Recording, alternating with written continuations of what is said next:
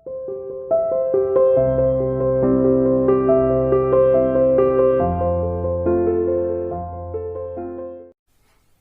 dear student, welcome to CA International School online classes. Dear plus one commerce class, today we will discuss about chapter second collection of data and topic meaning of collection of data. बेटा इससे पहले हमने statistic पढ़ लिया। Statistic में क्या पढ़ा था? स्टैटिस्टिक मतलब it refer to collection, presentation, analysis, interpretation of numerical data.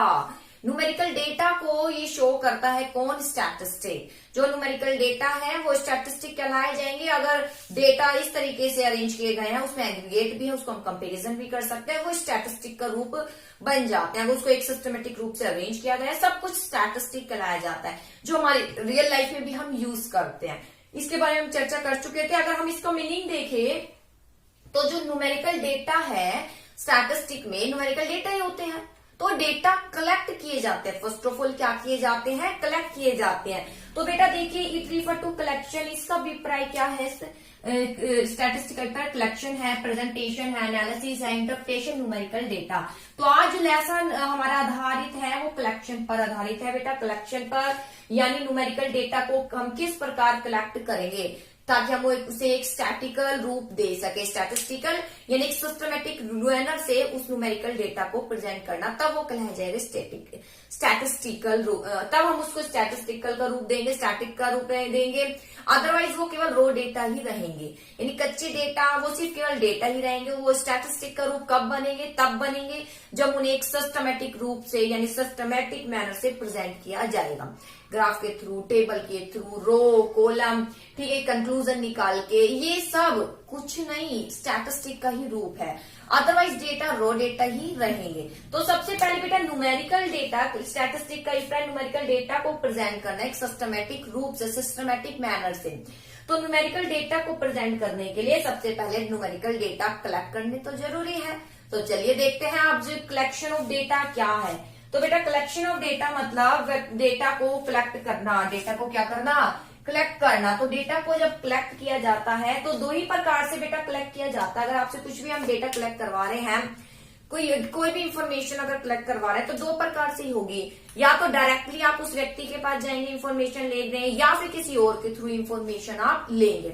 मान लीजिए टेस्ट भी कंडक्ट हुए हैं, मान लीजिए आपके मार्क्स भी आए हैं, तो मैं डायरेक्टली आपसे ही पूछ रही हूँ भाई आपके कितने मार्क्स हैं, इकोनॉमिक्स में कितने मार्क्स हैं, आपसे जनरली सीधा आपसे ही पूछ रही हूँ।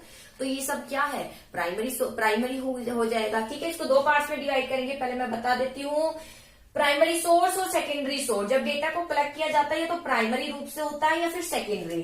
फिर अब दूसरा माध्यम होगा डेटा कलेक्ट करने का, कि जरूरी नहीं है जिस व्यक्ति के बारे में डेटा कलेक्ट करना है डायरेक्टली हम उससे बात कर पाए। कई बार ऐसे सिचुएशन हो जाते हैं नहीं कर पाते हैं, क्योंकि बहुत से इसके रीजन हो सकते हैं कि वह व्यक्ति बहुत दूर हो, वह व्यक्ति आंसर नहीं दे पाता हो, अशिक्षित है, कुछ भी हो सकता है। ठीक है, रीजन उसके बारे में भी हम आगे डिस्कस करेंगे वो क्या क्या रीजन हो सकते हैं। फिलहाल अभी मैं ज्यादा लेंथी पे नहीं जाऊंगी क्योंकि इसका सबका अलग अलग टॉपिक है, जब वहां हम ज्यादा डिस्कस करेंगे। तो बेटा पहले तो प्राइमरी, सेकेंडरी। तो प्राइमरी तो अगर किसी से डेटा कलेक्ट करने हैं तो बेटा सबसे पहले या तो आप खुद ही उसके पास जाकर कलेक्ट करेंगे। अगर ऐसा पॉसिबल नहीं है तो आप क्या करेंगे? किसी और व्यक्ति से उसके बारे में क्या लेंगे? जानकारी लेंगे। जैसे कि आपके मान लीजिए एग्जाम हो चुके हैं, आपकी परसेंटेज अच्छी आई है, लेकिन मुझे नहीं पता, तो मैं डायरेक्टली आपसे ही पूछती हूँ फोन करके, कैसे भी फेस टू फेस आपसे जनरली आपसे ही उसके जो मेरे माइंड में क्वेश्चन राइज हो रहा है उसका आंसर मैं आपसे ले लेती हूँ। आपकी क्या परसेंटेज आई, किसमें कितने मार्क्स है, जब आप भी मुझे बता रहे हैं तो वो कहला जाएगा प्राइमरी। लेकिन आप अवेलेबल नहीं हो पाएंगे तो मैं क्या करती हूँ, किसी और के थ्रू वो इन्फॉर्मेशन ले रही हूँ, चाहे कोई भी बताए, आपका फ्रेंड बताए, चाहे स्कूल के थ्रू लूं, तो वो क्या कहलाया जाएगा? सेकेंडरी डेटा कहलाया जाता है। तो अगर हम देखें तो ओरिजिनल डेटा कौन होंगे? ओरिजिनलिटी सबसे ज्यादा प्राइमरी में होती है, क्योंकि हम ओरिजिन के पास, ओरिजिन यानी आप ही तो केंद्र, आपके पास जाकर डायरेक्टली हम उस डेटा को कलेक्ट कर रहे हैं, इसे बोलते हैं प्राइमरी। और अगर हम किसी और के थ्रू डेटा कलेक्ट कर रहे हैं, आपसे सीधा बातचीत नहीं कर पा रहे इसलिए किसी और के थ्रू डेटा कलेक्ट कर रहे हैं, तो वो क्या कहलाया जाएगा? सेकेंडरी। तो बेटा देखिए सबसे पहले आता है प्राइमरी सोर्स क्या है। इट इम्प्लाइज, इसका अभिप्राय collection of data from its source of origin, इसका अभिप्राय डेटा को कलेक्ट करना है। कहां से? सोर्स ऑफ ओरिजिन यानी केंद्र, मुख्य केंद्र जिससे डेटा ऑलरेडी कलेक्ट करने है, ठीक है, उससे ही जब डेटा कलेक्ट करना है। आपका फोन नंबर, आपका मोबाइल नंबर मुझे चाहिए किसी भी रीजन से, ठीक है, तो डायरेक्टली मैं आपसे पूछ रही हूँ तो वो प्राइमरी सोर्स हो गया, लेकिन किसी और के थ्रू अगर पूछ रही हूँ तो वो सेकेंडरी हो गया, ठीक है। तो it implies collection of data from its source of origin, जब डेटा कलेक्ट किए जाते हैं, ठीक है, डायरेक्टली ही ओरिजिन से, तो उसे हम कहेंगे प्राइमरी सोर्स, ठीक है। It offer you first hand quantitative information, ये सबसे पहले आपको क्वांटिटेटिव इंफॉर्मेशन प्रदान करते हैं, किससे? ताकि आप आपकी जो स्टैटिकल स्टडी आप करना चाह रहे हैं, जिस भी पर्पज से आप स्टडी करना चाह रहे हैं, सबसे पहले इंफॉर्मेशन आपको इन्हीं से मिल जाती है, सोर्स ऑफ ओरिजिन से मिलती है, काफी एक्यूरेसी रहती है, क्योंकि डायरेक्टली वही व्यक्ति जिससे हमें जानकारी लेनी है उसी से ही हम डेटा कलेक्ट कर रहे हैं, तो काफी इसमें एक्यूरेसी पाई जाती है। तो बेटा देखिए, प्राइमरी सोर्स का अभिप्राय सोर्स है, सोर्स मतलब जिस डायरेक्टली उसी व्यक्ति से हम डेटा कलेक्ट कर रहे हैं जिससे लेना चाहिए, यानी केंद्र से जब हम डेटा कलेक्ट कर रहे हैं, केंद्र यानी मुख्य जो व्यक्ति है, जब उसी से ही डेटा कलेक्ट कर रहे हैं, ठीक है, तो उसको कहेंगे प्राइमरी सोर्स, ठीक है। इसके बाद आता है सेकेंडरी सोर्स। क्या है सेकेंडरी? मतलब जब डेटा आप उस व्यक्ति से नहीं बल्कि किसी और के थ्रू डेटा कलेक्ट कर रहे हैं, तो वो क्या कहलाया जाएगा? सेकेंडरी सोर्स कहलाया जाएगा। जैसे मैं बेटा आपसे मंगा भी रही थी आपकी डीएनसी, आपके आधार कार्ड, ये सब, तो आपने क्या कहा? हमने तो डिपॉजिट करा दिए, किसको? मुकेश सर को। तो आपने जो मुकेश सर को डायरेक्टली डिपॉजिट कराए वो प्राइमरी था। अगर मुझे कोई भी डेटा आपके बारे में चाहिए तो मैं आपसे कह रही हूँ, आप कह रहे जी अभी तो हम अवेलेबल नहीं करा सकते, तो वो आप ऑफिस से जाकर ले सकते हैं, तो मैं मुकेश सर के पास जाकर उस डेटा को ले लेती हूँ, आपसे रिलेटेड जो भी मुझे डेटा चाहिए, तो वो क्या कहलाया जाएगा? सेकेंडरी सोर्स, ठीक है, वो क्या है? सेकेंडरी सोर्स कहलाया जाएगा। तो बेटा सेकेंडरी सोर्स क्या है? और उस सोर्स में जो डेटा होंगे वो सेकेंडरी डेटा। प्राइमरी सोर्स यानी आपसे डायरेक्टली आपसे जानकारी ले रहे हैं, वो आप सोर्स हो गए प्राइमरी, लेकिन हम वही जानकारी किसी और व्यक्ति से ले रहे हैं, ठीक है, तो वो है सेकेंडरी सोर्स। और इसमें जो डेटा ले रहे हैं, ले क्या रहे हैं? सोर्स तो आप है, सोर्स तो आप है, आपसे जो डेटा ले रहे हैं वो प्राइमरी डेटा। अगर आपसे नहीं ले पा रहे किसी और के थ्रू, जैसे मुकेश सर के पास जाकर मैं ले रही हूँ, वो सोर्स है, मेरे लिए सोर्स है, डेटा को लेने का वो सोर्स है, वो सेकेंडरी सोर्स हो गए। उनसे जो मैंने डेटा आपके बारे में कलेक्ट किया वो सेकेंडरी डेटा हो जाएगा, ठीक है। चलिए देखिए, तो प्राइमरी सोर्स हो गया। अब आता है सेकेंडरी सोर्स क्या है? इट इम्प्लाइज, इसका अभिप्राय डेटा को कलेक्ट किया जाता है फ्रॉम सम एजेंसी से which already happen to have collected the data through statical survey. Secondary source का अभिप्राय वह सोर्स है जिन्होंने पहले से ही डेटा को कलेक्ट कर लिया है, जिस डेटा को हम प्राप्त करना चाहते हैं उन्होंने पहले से ही डेटा कलेक्ट कर लिया, और वो जस्ट हम उनसे ही क्या कर रहे हैं? वो डेटा को कर ले रहे हैं, तो उसे बोलेंगे सेकेंडरी सोर्स, ठीक है। जैसे इकोनॉमिक कंडीशन आपको पता, आप जानना चाह रहे हैं, ठीक है, तो अनेक प्रकार की सर्वे होते रहते हैं, अनेक प्रकार की मैगजीन जो है पब्लिश होती रहती है, तो वहां से आपको डेटा मिलती रहती है, वो क्या कहलाए जाएंगे? सेकेंडरी डेटा कहलाए जाएंगे। अब बॉलीवुड में क्या चल रहा है? जनरली आप न्यूज के थ्रू आप लेते हैं, तो वो न्यूज के थ्रू आपको इन्फॉर्मेशन मिल रही है जी बॉलीवुड में क्या क्या चल रहा है, क्या क्या चर्चा हो रही है। केस तो आपको पता ही था, क्या केस चल रहा था अभी, जो अभी हाल ही में खत्म हुआ है, सुशांत का जो केस, तो वो इन्फॉर्मेशन आपको कैसे मिल रही है? न्यूज के माध्यम से ही तो मिल रही है।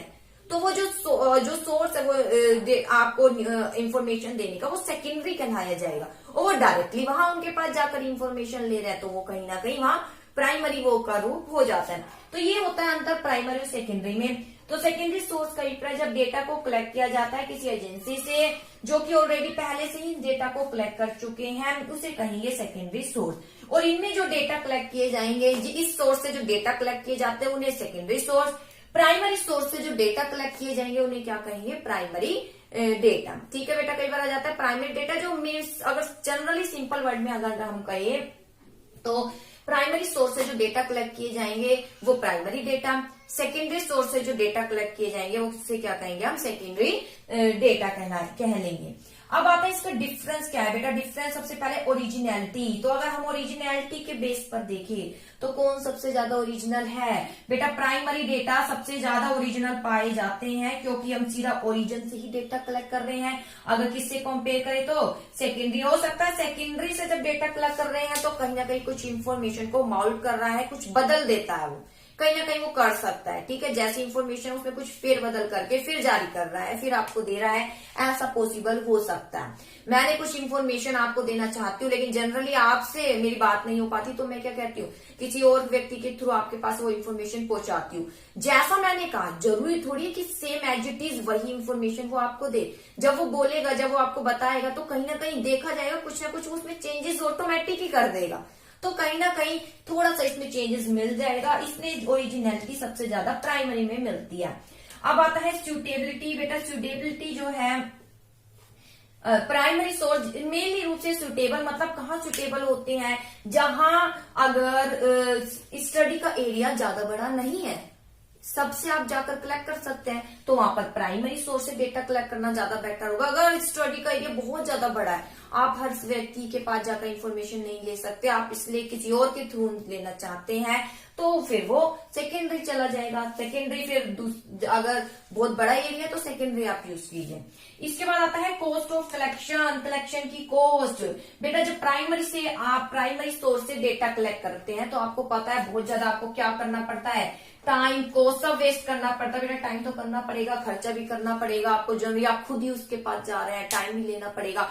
और अगर वही सेकेंडरी से लेंगे जिसने ऑलरेडी डेटा कलेक्ट कर रखे हैं, तो टाइम क्या होगा, बहुत ही कम लगेगा। मैं आपसे कह रही थी जी इंफॉर्मेशन लेकर आइए, अपने डेटा लेकर आइए, अपने ईएमसी की फोटोकॉपी लेकर आइए, अपने आधार कार्ड, मदर फादर अपना लेकर आइए। तो देखिए अगर आज बोला तो कितने दिन में आप लेकर आएंगे। आपको पता है पूरी क्लास का जो कलेक्शन है तुरंत नहीं हो पाएगा, लेकिन यही इंफॉर्मेशन अगर मुझे तुरंत लेनी है, तो आपने इंफॉर्मेशन दे रखी है मुकेश सर को, मैं तुरंत वहां से जाकर ले सकती हूँ। तो देखिए टाइम भी और कॉस्ट सब कुछ क्या होगा, वेस्ट नहीं होगा। और कंपेयर टू किससे करें, अगर हम प्राइमरी सोर्स से अगर हम अंतर करें तो ये है बेटा डिफरेंस। ओरिजिनलिटी, प्राइमरी सोर्स सबसे ज्यादा ओरिजिनल होते हैं। सुटेबिलिटी, प्राइमरी वहां सुटेबल होता है जहां पर स्टडी का एरिया छोटा हो और बहुत ज्यादा जरूरत है, तब प्राइमरी यूज कर सकते हैं, अदरवाइज सेकेंडरी से भी काम चल जाता है। और कॉस्ट तो सबसे ज्यादा प्राइमरी में लगती है। तो ये था बेटा डिफरेंस, प्राइमरी सोर्स क्या है, सेकेंडरी सोर्स क्या है। इसके बाद आते हैं किस किस तरीके से हाउ डेटा इज कलेक्टेड। अब जैसे कि यहाँ था कलेक्शन ऑफ डेटा, कैसे कैसे हम कलेक्ट कर सकते हैं, कौन कौन से मेथड यूज कर सकते हैं। यहाँ तो सोर्स था बेटा प्राइमरी सोर्स और सेकेंडरी सोर्स, लेकिन जब प्राइमरी से डेटा कलेक्ट करेंगे या सेकेंडरी से डेटा कलेक्ट करेंगे, तो वहां कौन सा मेथड हम यूज करेंगे, तो उस मेथड की ओर आते हैं। तो सबसे पहले मेथड आता है बेटा direct investigation, direct personal investigation. तो नेम से इंडिकेट है डायरेक्ट पर्सनल इन्वेस्टिगेशन। तो देखिए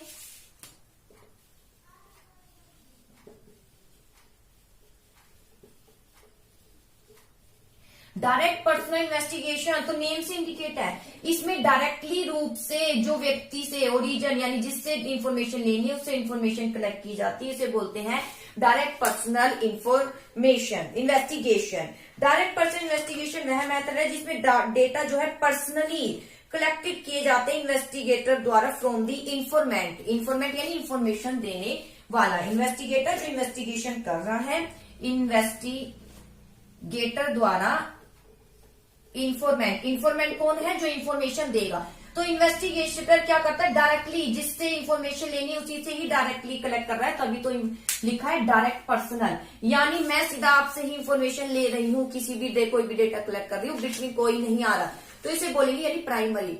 direct personal investigation, investigation direct relation बनाता है यहाँ पर पर्सन जिससे हमें इंफॉर्मेशन लेनी है। तो बेटा बात है सुटेबल कहाँ है, ये वहां सुटेबल है जहां एरिया ज्यादा बड़ा नहीं है, तो आप डायरेक्टली जाकर इंफॉर्मेशन ले सकते हैं। जहां ओरिजिनल डेटा बहुत जरूरत, जहां ओरिजिनलिटी की ज्यादा जरूरत है कि हमें ओरिजिनल डेटा ही लेने हैं, तब डायरेक्टली उस व्यक्ति के पास जाकर ही डेटा कलेक्ट किया जाएगा। जब इंफॉर्मेशन को सीक्रेट रखना है, तो बिटवीन में हम किसी भी व्यक्ति को नहीं लेकर आएंगे। ये है बेटा सुटेबिलिटी, कहाँ का जरूरत होती है इसके, जहां पर एक्यूरेसी यानी शुद्धता बहुत होना जरूरी है, उसमें कोई फेरबदल नहीं हो, तो वहां पर हम डायरेक्ट को ही यूज करेंगे। जब डायरेक्ट कांटेक्ट करना जरूरत है और इजीली हो जाता है, तब हम डायरेक्ट यूज कर सकते हैं। मेरिट क्या है बेटा, सुटेबिलिटी से मेरिट बनेगी, ओरिजिनलिटी डेटा ओरिजिनल रहेंगे, एक्यूरेसी रहेगी, शुद्धता रहेगी, रिलायबिलिटी यानी विश्वसनीयता बनी रहेगी, क्योंकि इसे हमने डायरेक्ट उसी व्यक्ति से कलेक्ट किया है जिससे हमें कलेक्ट करना चाहिए। रिलेटेड इंफॉर्मेशन भी मिल जाएगी, कैसे, मैं वैसे आपसे मान लीजिए आपके बारे में ही पूछ रही हूँ, लेकिन पूछते पूछते मैं आपके फादर के बारे में, आपकी मदर के बारे में कुछ इन्फॉर्मेशन ले लेती हूँ, तो अनेक इन्फॉर्मेशन भी मिल जाती है। अदर यूनिफॉर्मिटी, समानता बनी रहती है, यानी डिग्री बनी रहती है, समानता बनी रहती है, असमानता नहीं रहती है। किसी प्रकार का पक्षपात यहाँ नहीं होता है, क्योंकि हमने डायरेक्ट आपसे ही तो इन्फॉर्मेशन ली है। इलास्टिक होता है, काफी आप इसमें जो है चेंजेस कर सकते हैं, क्योंकि आप डायरेक्टली उसी से क्वेश्चन पूछ रहे हैं। जब मैं आपसे क्वेश्चन पूछे तो अपने अकॉर्डिंग कुछ चेंज भी कर सकती हूँ, ठीक है। तो ये है इसकी मेरिट। डिमेरिट्स क्या है? अगर बड़ा एरिया हो तब हर व्यक्ति से पूछना डिफिकल्ट है। पर्सनल बायस, ठीक है, सबसे पहले यहाँ method highly prone to personal bias of the investigator, data में लॉस देयर क्रेडिबिलिटी। कई बार क्या होता है, मान लीजिए इन्वेस्टिगेटर ही जानबूझकर पक्षपात कर देता है उस व्यक्ति से, ठीक है। पक्षपात मतलब इंफॉर्मेशन जब ले रहा है, जो इंफॉर्मेशन लेनी चाहिए लेने के बाद उसमें कुछ अपने अकॉर्डिंग खुद ही जानबूझकर कुछ चेंजेस कर लेता है, वो कहलाया जाता है पर्सनल बायस, यानी पक्षपात कर देता है कहीं ना कहीं खुद ही इन्वेस्टिगेशन करने में। तो ये हो सकता है। कॉस्टली तो है क्योंकि डायरेक्टली आपसे ही लेंगे, और लिमिटेड कवरेज, हर कवरेज तक नहीं है। जहां एरिया छोटा है वहीं आप जो है कर सकते हैं।